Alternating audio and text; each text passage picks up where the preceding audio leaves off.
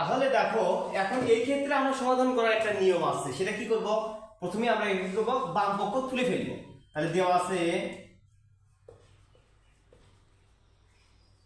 এখানে কিন্তু সলভ এটা দেওয়া আছে, কি দেওয়া আছে উদ্দীপকে সেটাকে তুলে ফেলবো। a প্লাস b মান দেওয়া আছে √7 এবং আরেকটা মান দেওয়া আছে কি a মাইনাস b সমান সমান দেওয়া আছে কি √5।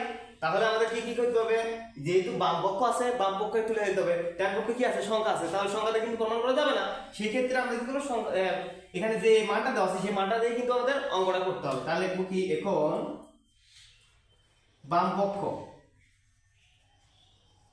সমান দেওয়া আছে কি 8ab এবং কি দেওয়া আছে a square plus b square. এটাকে আমরা ভাঙাবো। কেমনে ভাঙাবো? এই 8 কে ভাঙালে কি হয়? 4 গুণন 2 ভাঙা যায় না? যায়। সেটা লিখে ফেলবো 4ab এবং 2। তাহলে এটা কিন্তু গুণ অবস্থা আছে, তিনটা কিন্তু গুণ না। এই তিনটাকে গুণ করলে 8ab হয় কিনা? হ্যাঁ 8ab হয়। তাহলে এখন দেখো, এখন থাকবে কি, এখানে কিন্তু গুণ অবস্থা আছে, তাহলে কি a square plus b square থাকবে। তাহলে এই তিনটা মান দিয়ে কিন্তু এটা কিন্তু হয় না? যদি হয় তাহলে আমরা এটাকে একটু সমাধান করি। দেখো তো এই দুটো মিলে কি 4ab সূত্র পড়ে? হ্যাঁ অবশ্যই পড়ে। তোমরা একটু খেয়াল করে দেখো, তোমরা সূত্র বইটা খুললে পরে বুঝতে পারবে যে এখানে কিন্তু একটা সূত্র পড়ে গেছে। কিসের সূত্র? 4ab সূত্র। আবার এখানে একটু খেয়াল করে দেখো, এখানে কিসের সূত্র পড়ছে? 2 a square plus b square সূত্র পড়ছে। তাহলে সেই ক্ষেত্রে আমরা এই 4ab সূত্রটা কি করব? ফেলে দেব এখানে। তাহলে থার্ড ব্র্যাকেট দিলাম, দিয়ে 4ab সূত্র কি a plus b whole square minus a minus হবে প্লাস হবে, বলো তো দেখি সবাই বলো। এখানে কি হবে? মাইনাস হবে। 4ab এর ক্ষেত্রে কি হয়? মাইনাস হয়। তাহলে কি দিলাম? a minus b whole square. তাহলে থার্ড ব্র্যাকেট ক্লোজ করে দিলাম। এরপর কি আছে?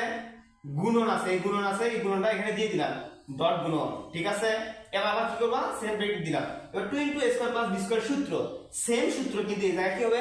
প্লাস হবে। তাহলে আমরা সূত্রটা কি লিখে ফেলি? a plus b whole square plus a minus b whole square. এখানে থার্ড ব্র্যাকেটে ক্লোজ করে দিলাম।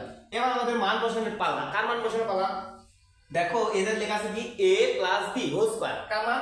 Whole square a plus b। তাহলে a প্লাস b মান আছে কিন্তু হোল স্কয়ার মান তো নাই। তাহলে a প্লাস b দিয়ে এরপর কি করব? হোল স্কয়ার করে দেব। তাহলে দেখো থার্ড ব্র্যাকেট দিলাম 7 √7, তাই না? a প্লাস b এর মান কি? √7। তারপর স্কয়ার দিলাম, মাইনাস আছে মাইনাস দিলাম, a মাইনাস b এর মান কি দেওয়া আছে? √5। তারপর কি দেওয়া আছে? Whole square. Third bracket close করে দিলাম, গুণন আছে গুণন দিলাম। এবার সে কি দেওয়া আছে? √7 তারপর হোল স্কয়ার প্লাস √5 তারপর কি? Whole square. তাহলে এই হোল স্কয়ার আর কি রুট কাটা যায় না? দেখো তো একটু খেয়াল করে দেখো, সবাই দেখো কাটা গেল। তাহলে আমাদের কি থাকে এখন? আমরা একটু খেয়াল করে দেখবো। ক্যালকুলেশনের ক্ষেত্রে একটু খেয়াল করে ক্যালকুলেশন করতে হবে।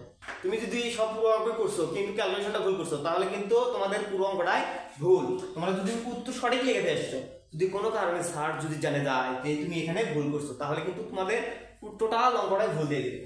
এখন দেখো এখানে ক্যালকুলেশন গুলো কি হচ্ছে?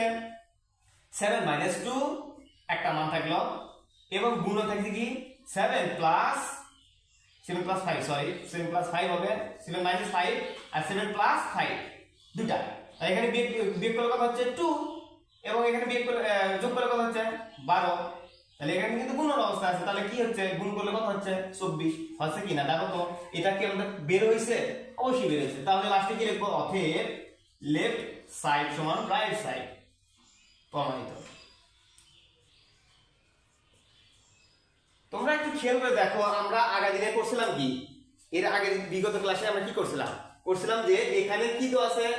√7 আর দেওয়া আছে কি √5, a প্লাস b মান এবং a plus a minus b মান দেওয়া আছে। কিন্তু বিগত ক্লাসে দেওয়া ছিল কিসের মান?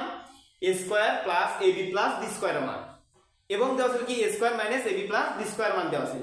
এটা কি ছিল? যোগ বিয়োগ করে মান বসাইছিলাম। কিন্তু আজকে দেখো ভাইয়া, এখানে আমরা কি করছি? এই ab কে ভাঙাইছি, ভাঙিয়ে জাস্ট এখানে কি সূত্রতে কনভার্ট করছি, করার পরে মান বসাইছি। এই জিনিস দুটো কিন্তু খেয়াল রাখতে হবে। এখানে জাস্ট ab জায়গায় কিন্তু অন্যান্য সংখ্যা বসাইতে পারে, তোমাদেরকে সেটা খেয়াল করতে হবে। খেয়াল করে তোমাদের কিন্তু মানগুলো বসিয়ে অঙ্কগুলো করতে হবে।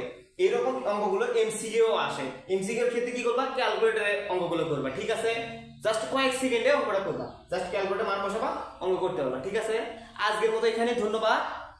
তোমাদের সঙ্গে দেখা হবে পরবর্তী ক্লাসে। ঠিক আছে।